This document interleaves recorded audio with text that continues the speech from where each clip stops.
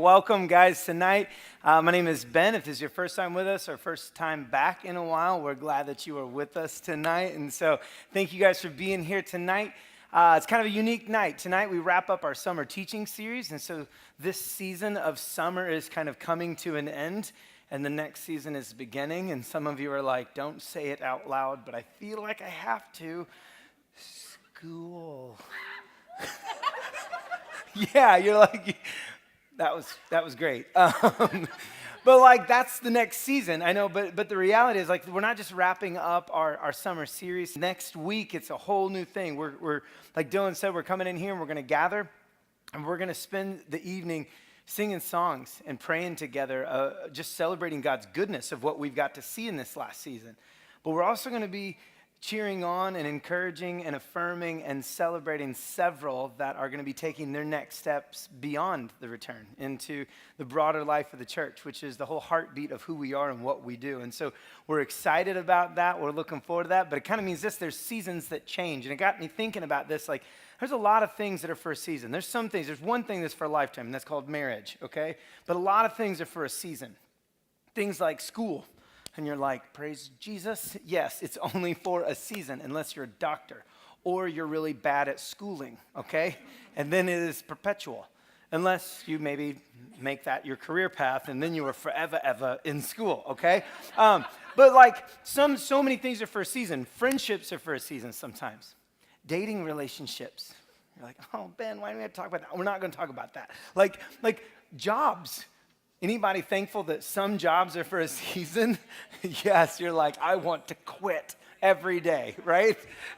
Yeah, some of you, your boss is across the street or next door or in the room. I don't know. I mean, just be careful, okay, how you see that. But everything you look at when you think about all that, everything's for a season. And I've just been kind of thinking of it this way.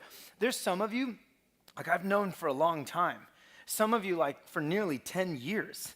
Have been in my life. Some of you, it's like nearly 7 years, season after season after season. Some of you, it's been a handful of years or just a few months or weeks, I don't even minutes. Some of you are like, it's nice to meet you now. Like we don't know each other. But what I thought would be good is to maybe if we're talking about seasons for a few minutes, here are some of my seasons, okay? This is 1987 Ben. Look at that cat right there.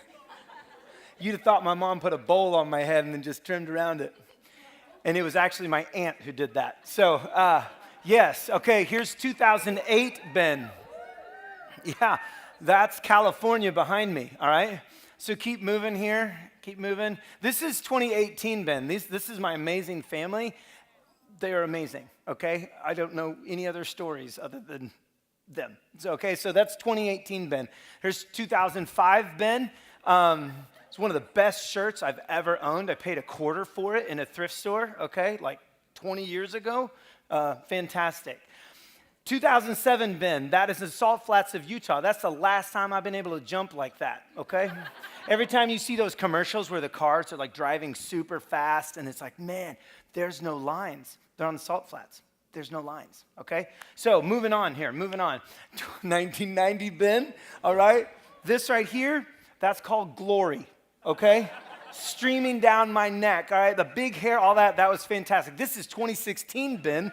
Taking a team to Romania. We found a podium with my name on it. How ridiculous is that? So we thought, hey, like, it's a turn or burn kind of night, and so we just set a bonfire behind me, and I didn't really preach. That's what we did, okay? So that's 2016. This is 2006, Ben. This is you meet me in a back alley, you're the one in trouble, okay? So it's just a hair. A lot of hair. This is 1981, Ben. Back to the bowl. Take note. This is what we call fantastic, okay? This right here, this is my cousin. She's a missionary in Romania, okay? And I don't know what she's reaching for, but it's not you, okay? So, all right, this is 2004, Ben. I found a golden microphone. Who has a golden microphone? They did. But I didn't steal it, okay? Just for the record, all right? This is 2017, Ben, as soon as Cody starts running his mouth, okay? This is what happens when you start trying to take out the old guy, okay? All right? This is 1984, Ben, all right? Look how happy I am. Look at those cheeks, right? You guys, I don't care. Anybody got an idea who that is? That's your pastor, okay? That's your senior pastor, all right? That is, whoa. That is my beautiful wife, Crystal, and we are excited because we just got married, okay? That's 2001, Ben. All right, so here we have 1996, Ben, okay? Vest killing the game, all right? In 1996, this picture was actually taken the very week that I made the decision to not pursue all the plans that I'd had. This was the week that I decided I'm not going to go into medicine. I'm not going to go to the university that I had planned. This is the week that I decided that I was going to go to Bible college for a year. That's 1996, Ben, okay? This is 1997, Ben. That's what you call a senior picture, okay? This is before they had like scenic backdrops, all right? This is before you guys like all the things you do, all right? Or did, I don't know. That's 1997, Ben. This is 1998, Ben, okay? All right? Look at those sultry eyes right there. This right here, this is a summer in Colorado with my now wife, okay? And then we have 1999, Ben. Okay, so here's what you need to know. We're gonna leave this picture up for a second because I can handle that. This is 1999, Ben, all right? Now, this is from a magnet that somebody made of me, and it's on my fridge. I don't know who made it for me, but it's a magnet. That's what you do with fridges, okay? Magnets, fridge, that's what you do, right? You're like, I just thought we put food in them. Sometimes your parents do. You're not the one doing that, okay? So here's kind of this, here's where I want to go with this. I want to tell you a story about 1999 Ben.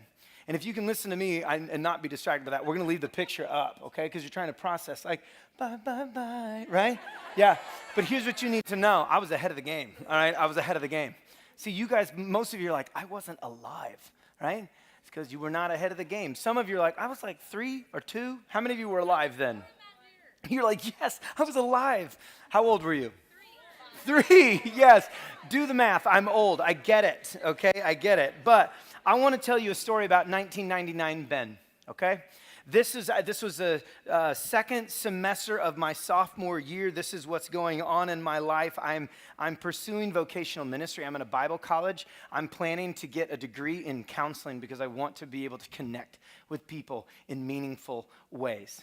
And so in this season of my life, I'm paying for school. I'm paying for all of it myself. I'm playing rock shows and cleaning toilets. That was what I did to pay for school, okay? That's how this whole thing worked out. I was working hard. I was working hard in class. I was working hard as a janitor. The whole thing, working it all out, dreaming of all kinds of things that God would do in my life. But I was also dating this young lady. And it's the same lady that you hear me tell stories about all the time, all right? The one that I would call now my bride, Crystal. And so we were on a hot date in 1999, okay? And some of you, you've heard me talk about dates that I would take Crystal on, and you're like, oh, man, none of one of those stories. Deal with it, okay? If you remember, I took Crystal to Toys R Us on our first date, and that turned out all right, okay? But what we would often do is our dates where we'd go on picnics or we'd go on walks and we just have cookies and milk. So much so that this was so integral to like our relationship that when we got married and we had the toast at our reception, we had chocolate milk and cookies. And that's what we had. And so you're like, that's messed up. No, it's not. No, it's not. But here's the thing. In 1999, this is what my life looked like, okay? This is what I was doing in school. This is what I was doing in work. This is what my relationships looked like. And I had taken Crystal on a hot date. Now, all of those other kind of dates, they were very important. But this was kind of one of those, I call it my like Jurassic Park date, the like spare no expense kind of day. And so I'm like, we are going out tonight. And I took her to one of the finest restaurants in Lincoln, Illinois. Steak and Shake, okay? and you think I'm joking, okay? Frisco Mill is hard to walk away from, gang, all right? So basically, this is the way this works. This is pre-Y2K. So this is while the internet is still trying to dial up. There are no smartphones. There's not even dumb phones, okay? Like you didn't have MySpace even. You had like things like Zynga, all right? Okay, that's what was happening. You're like, I can't even spell that. I know, right? But here's what you couldn't like T9 text anybody. You know what you did on dates? You talked to them. You're like, is that the right answer? Like you go to a restaurant now and what are people doing? They're playing a game, Crossy Road, something. They're not interacting with one another. We would go on a date, and in this occasion, that's what we did. We went to a restaurant, we sat in a booth, and we're enjoying milkshakes as I'm waiting on my Frisco melt, okay? And you know what we're doing? We're talking. Sometimes we would even do that on the phone. Talk. Isn't that adorable? You're like, that is a weird and strange world. Yeah, but it's a good world. And so this is what's happening. And I'll say this. Here's a tangent. Here's the thing about boys and girls. No matter what, every boy wants to impress his girl, okay? They want to impress the girls. I have been married to Crystal for over 17 years. We have been dating for over 20 years. And I'm still the guy that comes home hoping to impress that girl. Okay? And for gals, here's the deal. If they don't, you know what to do with them. Dunzo, right? I'm just saying. That's a tangent. But I am in this season of like, I am confident that we care deeply about one another. I am confident that God is at work in this relationship. But I so badly just want her to know how much I care about her. And I want her to know me, okay? You want to impress them. Well, we're on this date, we're having our milkshakes, we're in this conversation, and out of nowhere, this is what happens. Out of nowhere, an older gentleman approaches our table, our booth, and then he proceeds to share quite openly some very strong opinions that he has about me because of how I look. And he proceeds to tell me that I'm this, and I'm this, and I'm this, and he's doing it in a very loud voice, in a very aggressive tone, all the kind of words that would get you suspended from Twitter, okay? This is turn of the century stuff. He's just spewing this venom all over me. And I was remembering this story. Crystal helped me remember pieces of it because it was startling enough that it was hard to even process. But here's what happened next. I waited for him to come up for air, and as clearly and kindly as I possibly could, I replied respectfully with a question. I said, "Does this make you feel better about yourself?" I thought he was mad before, okay? This guy blew a gasket. He went berserk. His face turned bright red. I mean, he goes from yelling to screaming. Okay, like some of you who've gotten in trouble with your parents, you know the difference. Like you yell to get someone's attention. You scream because you're really ready to throat punch them, okay? And this guy, he literally just goes crazy, yelling all kinds of things, screaming all kinds of things. And everyone around, it's causing a scene. I have friends that are all around the restaurant. People are looking, and I'm just sitting here listening to a man tell me who he thinks that I am, because he's made a decision based on how I look. Have you ever found yourself feeling judged? Have you ever found yourself feeling misunderstood? That maybe someone chose to write you off and they didn't take the time to know your heart. I mean, we hear all kinds of stuff like you don't read a book, or you don't judge a book by its cover, and don't judge a person by their appearance. But the reality is this guy, the way the conversation ended was him yelling and his wife and his friends pulling him away. And I thanked him for his thoughts and wished him a great dinner with his wife.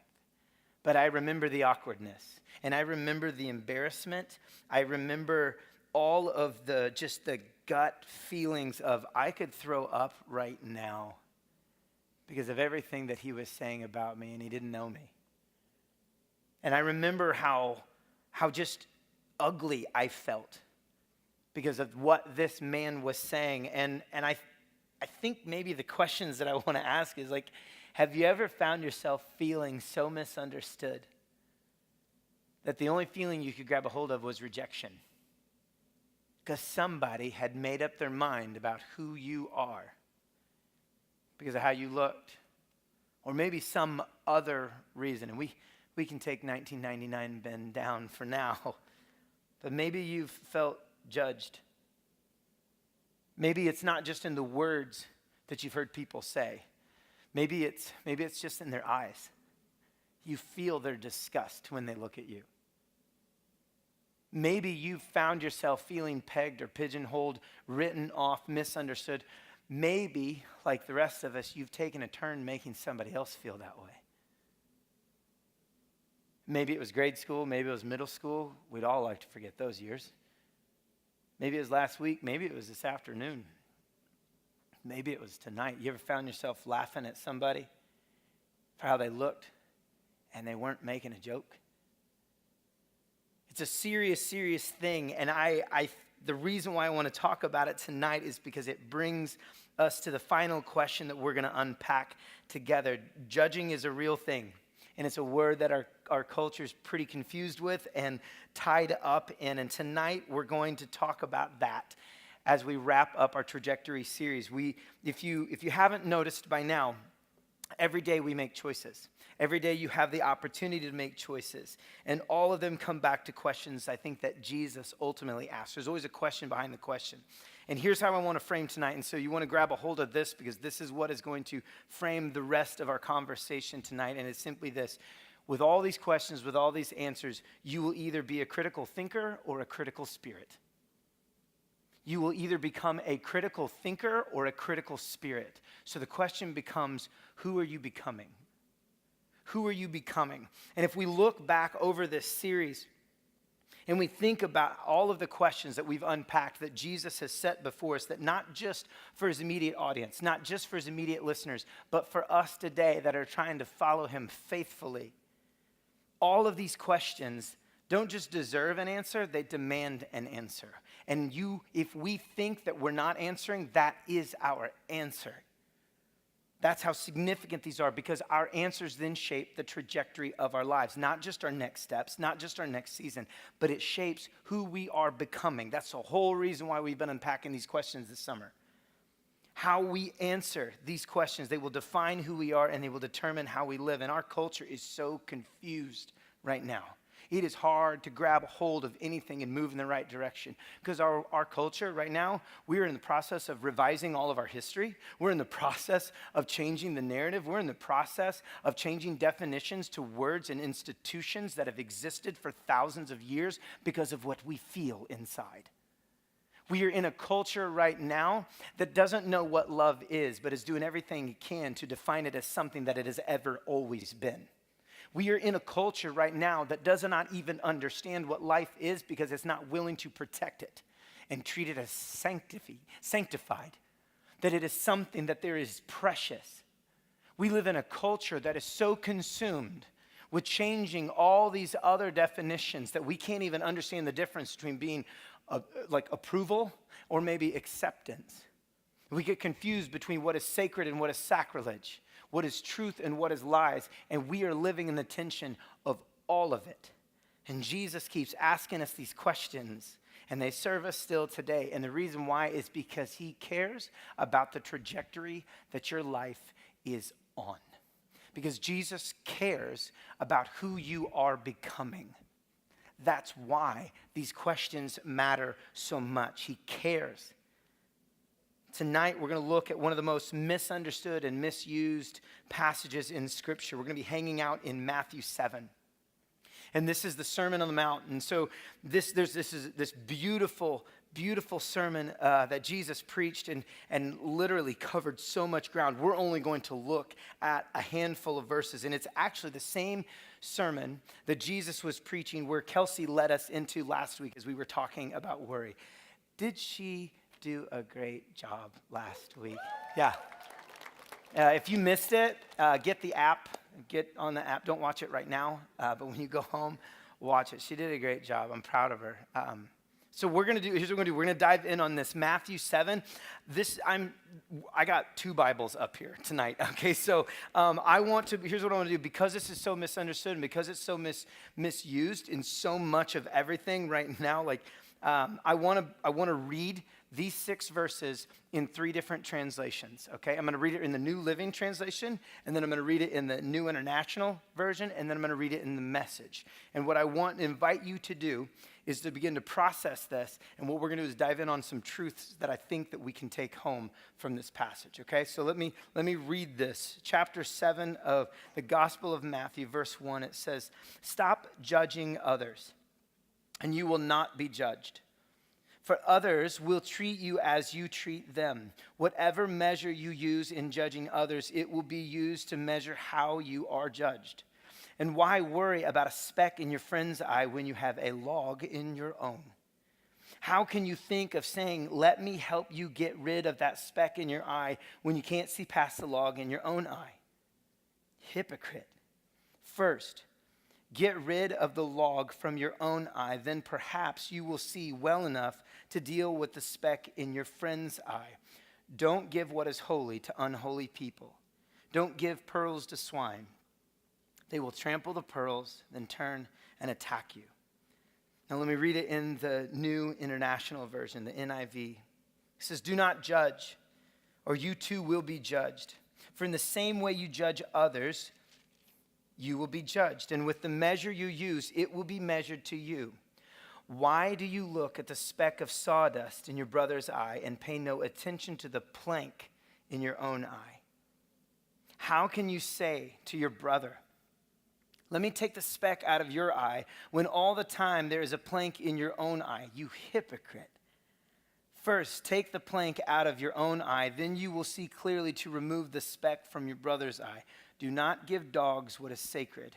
Do not throw your pearls to pigs. If you do, they may trample them under their feet and then turn and tear you to pieces." Now, I want to read this one last time in the Message, and I want you to listen close because the language is a little bit different, okay?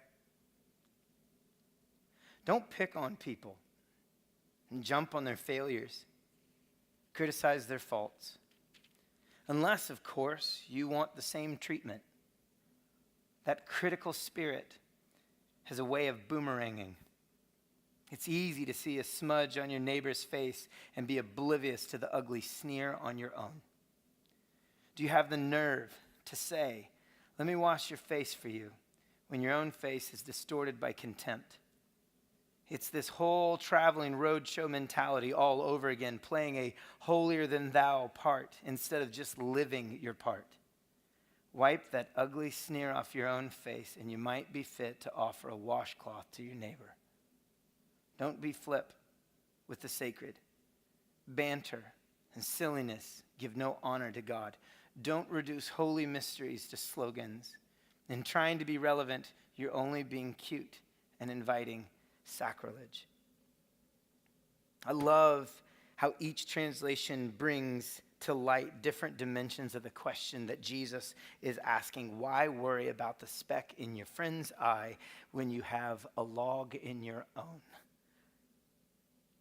Because how you answer, like we've been saying, it shapes your trajectory. It's going to either move you towards being a critical thinker, or it's going to move you towards being a critical spirit.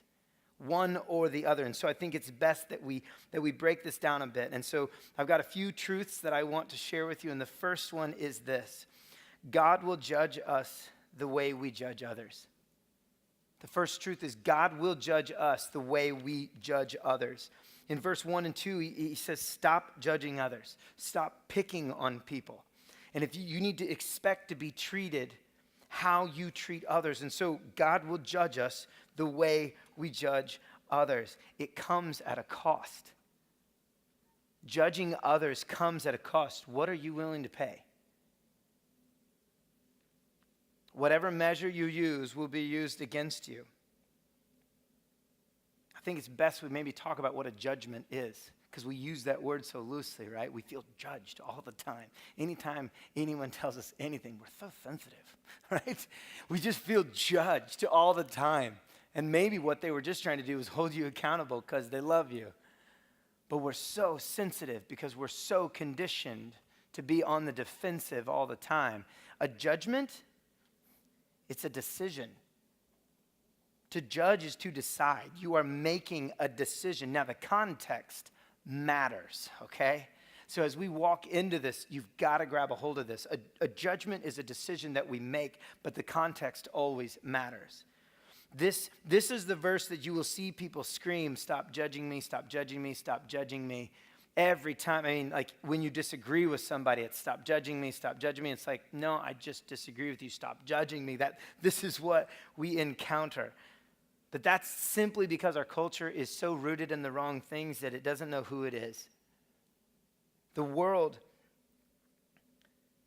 is so turned around that we can't grab a hold of truth very easily. And so here's what I want us to grab a hold of here.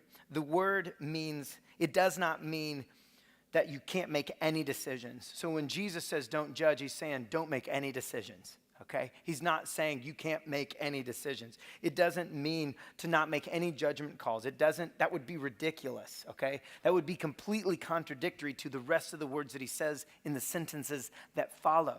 But even specifically in John, chapter 7, verse 24, where Jesus says, stop judging by mere appearance, but instead judge correctly. Leave people alone at Steak and Shake, okay? Stop judging people by mere appearance, but instead judge correctly. We've got to discern the difference between right and wrong. And if you think about it for just any length of time, you've made a bunch of judgment calls today. We make judgment calls about everything.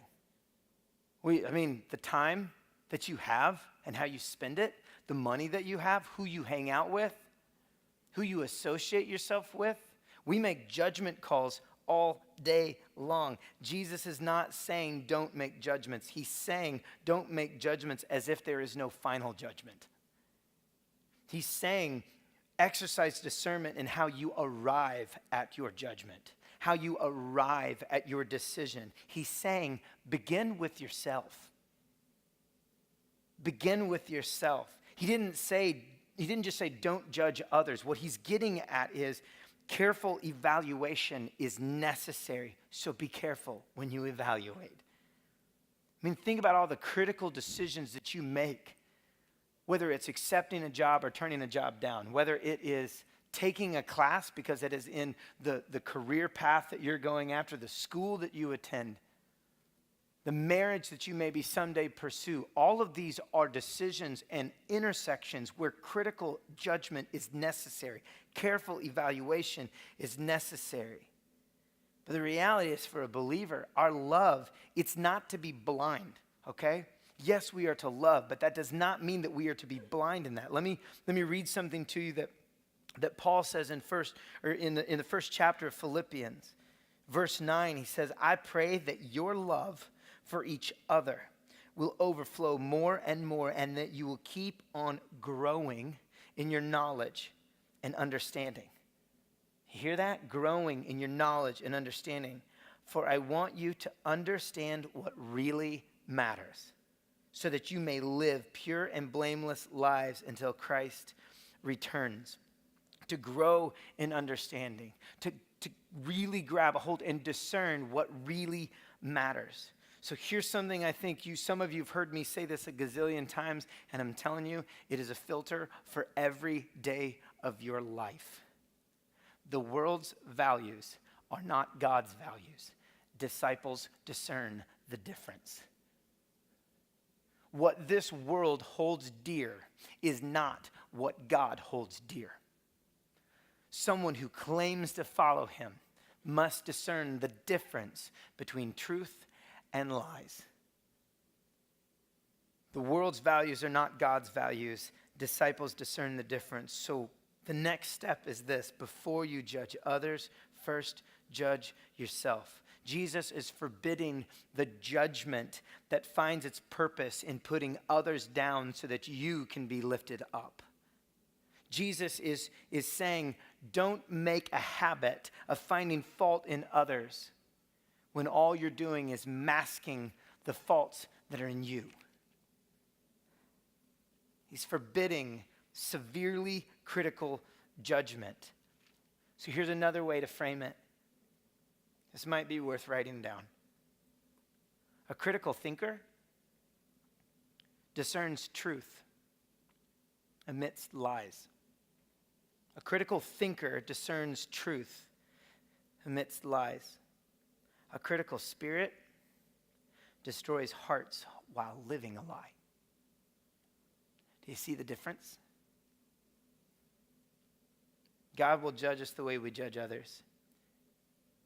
False righteousness leads to false judgment. False righteousness leads to false judgment. So what measure are you using? What is your filter to discern what matters most? What measure do you hold other people to? Here's a second truth I want to share with you guys tonight. Number 2, we blind ourselves when we rationalize away our guilt. We blind ourselves when we just make excuses for our choices, when we rationalize away our guilt. If you look at verse 3 through 5 again, he says, and why worry about a speck in your friend's eye when you have a log in your own, right? The absurdity of that. Think about that. How can you think of saying, let me help you get rid of that speck in your eye when you can't see past the log in your own doggone eye? That's a little bit of ad-lib. So, hypocrite. That's always a fun word, right? First, get rid of the log from your own eye. Then, perhaps you will see well enough to deal with the speck in your friend's eye. You ever been poked in the eye? Anybody? You're like, yes. Ever poked anybody in the eye? On purpose? This is confession time. You're like, nope, totally have, but I'm not admitting it right now, right? You're like, not a chance. Like, what happens? Man, it hurts, doesn't it? Like, you get poked in the eye. Like, senior year, 1997, I was out busting up boards and pulling nails, and a splinter came up under my glasses and went into my eye. Guess what I had to do? Go to the doctor, right? Because that's what you do, because you can lose your sight quite quickly. And like when you get poked in the eye, it's hard to open either eye, isn't it? You know, it's like you get poked in the eye. I mean, what happens? Like Nella or Jasmine, paint thinner. When you get that in your eye, what happens, right? You're like, I can't see. Like, right? Like you're like, my face is on fire, right? I have to go to the doctor. You know what the doctor does? He puts that thing down. I don't even know what it is, but it's like gives him like the focus, like all the lenses so that he can see straight into my eyeball, right? And it puts it in front of him, and he grabs these tweezers that I swear are like that long. And they've got my eye pried open, and he puts that tweezer in there, and he pulls this splinter out of my eyeball. Ugh. I'm still uncomfortable thinking about it. Now, why did I share that? I don't know. I had to wear a patch, like, but not even like a pirate patch. It was just like a patch. Like it was for days. It was the worst. What happens? It obstructs your view. It obstructs your view. It makes your eyesight just totally messed up. You can't see. Let me read something to you. Just a few verses before in chapter 6, Jesus says, your eye is a lamp from your body. A pure eye lets sunshine into your soul, but an evil eye shuts out the light and plunges you into darkness. In the light you think you have is really, if the light you think you have is really darkness, how deep that darkness will be. Whew. How deep it'll be. Think about it this way. The eye is the lamp of your body. It is one of the most sensitive areas of your body. That's why it hurts so bad when somebody pokes you in the eye. Here's the deal. If you can't see clearly, how are you going to be able to help someone else see clearly? How on earth are you going to help someone else see clearly if you can't? Jesus is using a hyperbole, this ridiculous illustration to make his point, because there's a double standard, because we all have double standards, and he's calling it out. If we do not honestly face up to our own sin and confess, we blind ourselves. And we then cannot see clearly enough to help others. So here's maybe another way to simply put it. You cannot help others if you cannot see clearly. You cannot help others if you cannot see clearly. That's why Twitter is the last place to try and have a conversation about anything complicated. That's why Jesus doesn't call us to suspend our critical thinking skills. He's warning us to not be quick to criticize. But it's why it matters so much that you first examine yourself. It's that you make sure that there's nothing inhibiting your view, because otherwise your judgmental attitude, it's only going to reflect the sins of your heart more than address the sins of somebody else's. So deal with your own sin first. And we maybe ask the question, well, how? How do I deal with my own sin? Here's a shorter way of saying it maybe. Avoid the extremes. When thinking about self-evaluation and examination, avoid the extremes. Here's what I'm getting at. If you go too shallow, it's like what James says in chapter 1. Like you literally, you're deceiving yourself. If you don't dig deep, you're not going to really get to what's going on. But if you're doing a constant, perpetual autopsy, you're going to go sideways every single day. So don't go too shallow, but don't go too deep. And if we're going to talk about how we deal with our own sin first, it means we got to confess and we got to repent. And many of you have heard me say this before when talking about a prayer of confession. It is simply reveal, remove, rest. Think of it this way. God, reveal in me the things that don't belong. Reveal in me. Help me see. Do you see where we're going with this? Using our eyes, help me see what I can't see. Because there's stuff in the way. God, reveal these things to me. But you're the only one that knows how to drop the masks in front and grab the tweezers and remove them. God, reveal in me the things that don't belong and remove the things that don't belong, because I want to rest where I belong. That is an act of confession and repentance. And when we've judged ourselves honestly, it's then that we can help others. But when there's sin in our lives that it goes undealt with and we try to help somebody else and grab the tweezers and pull things out of their eyes, Jesus calls them hypocrites. That's why that's what the Pharisees were doing. They were judging so harshly because they wanted to look so good. And what Jesus is calling us to is to judge others by evaluating their actions so that you can come alongside them and help them, not harm them. In verse 5, he says, first, get rid of your own log. Then you are equipped to deal with their speck. See, Jesus, he doesn't say, don't discern their sin problems. He doesn't say just don't talk about it. He's not saying just completely ignore it. He doesn't say don't seek to help correct them. That's not what he's saying.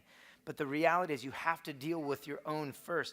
Jesus requires critical judgments. Even in these verses, you cannot discern the plank in your own eye or the speck in a brother or sister's eye without exercising critical judgment. You cannot judge motives.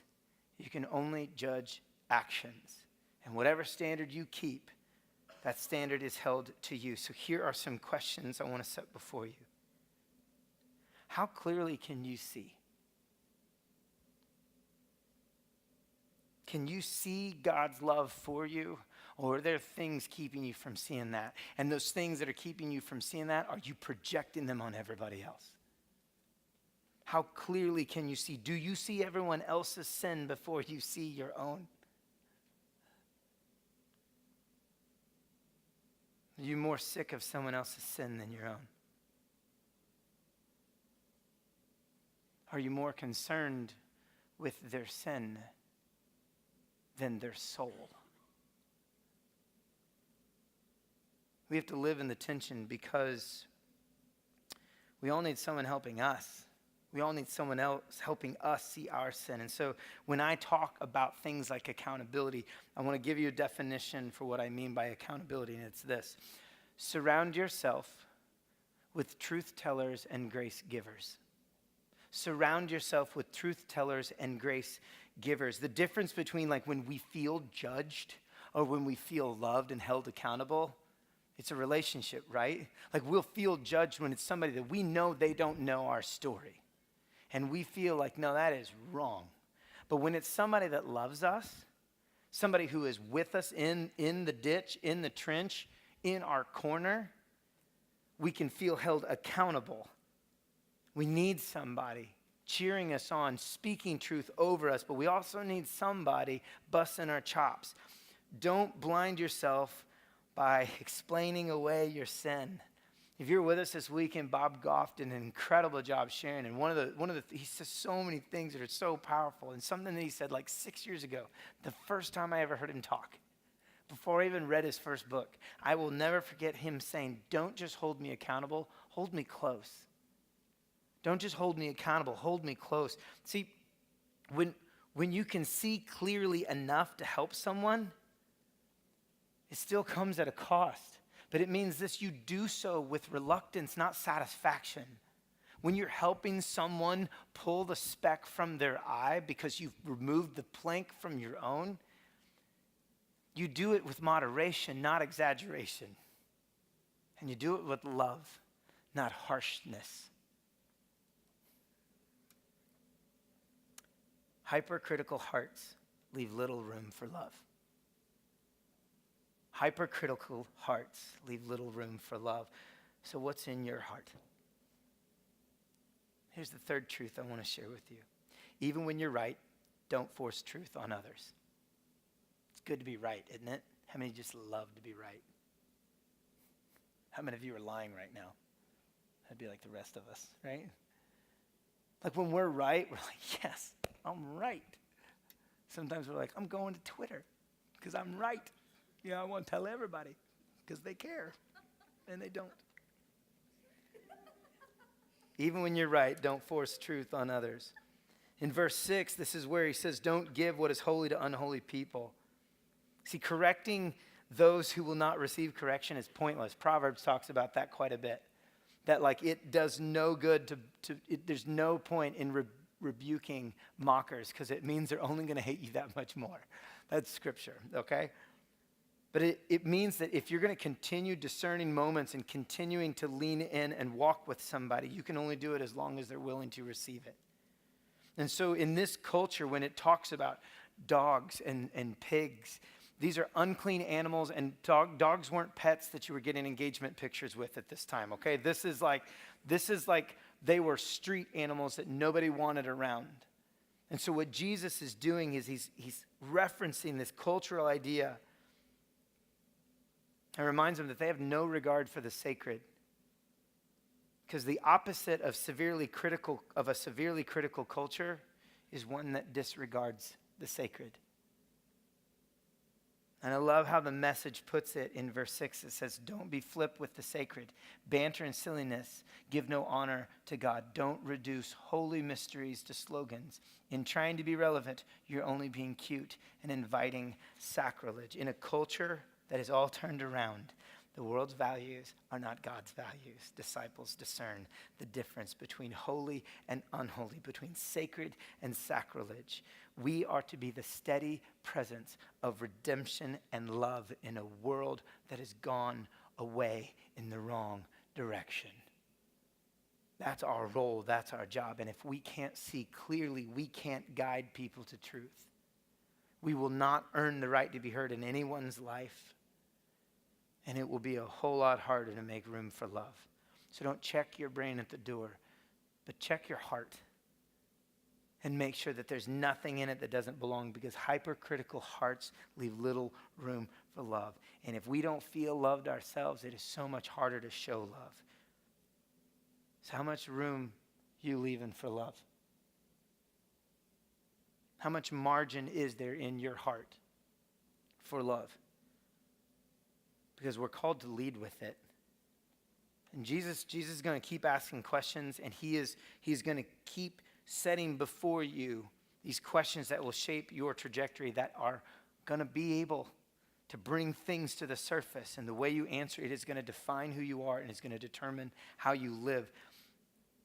Will you be a critical thinker or will you be a critical spirit? Either way, kind of going to be one or the other. There's no in between. Either a critical spirit or a critical thinker. Choose wisely, because it will always come back to this. Who are you becoming? Jesus cares about who you're becoming, because he's the one that's in the business of making you completely new. Let me pray. Father, thank you again for your word. Thank you again for those that are here tonight, just here. We pray, God, that what you would do with our time is that you would use it to grow us. Help us celebrate you. God, reveal the things in us that are inhibiting our eyesight. Remove them, because we want to rest where we belong, and that is in your grace. We love you and we trust you. It's in Jesus' name.